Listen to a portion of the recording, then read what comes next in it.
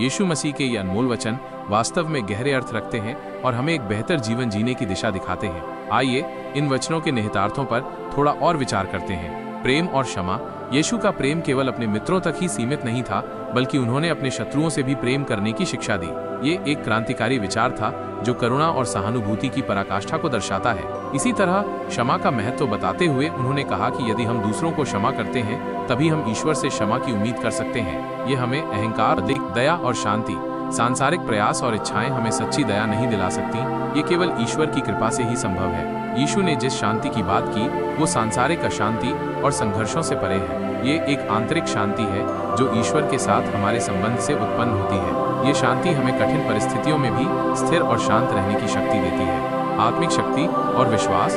यीशु ने आत्मिक शक्ति के महत्व पर जोर दिया जो हमें जीवन की चुनौतियों का सामना करने में मदद करती है। उन्होंने टूटे और दीन मन को परमेश्वर के लिए एक मूल्यवान भेंट बताया जो अहंकार को त्यागने और विनम्र बनने का महत्व दर्शाता है। मसीह में विश्वास के माध्यम से हम ईश्वर के पुत्र पुत्री बनते हैं और अनंत जीवन का वरदान प्राप्त करते हैं। यह विश्वास हमें जीवन में एक नई आशा और उद्देश्य प्रदान करता है। इन वचनों को केवल पढ़ना ही पर्याप्त नहीं है, बल्कि इन्हें अपने जीवन में उतारना महत्वपूर्ण है। जब हम प्रेम, क्षमा, दया, शांति और विश्वास के मार्ग पर चलते हैं तो न केवल हमारा व्यक्तिगत जीवन बेहतर होता है, बल्कि हम दूसरों के लिए भी प्रेरणा का स्रोत बनते हैं। ये शिक्षाएं आज भी उतनी ही प्रासंगिक हैं जितनी वे सदियों पहले थीं और मानवता को एक अधिक करुणामय और शांतिपूर्ण भविष्य की ओर ले जा सकती हैं।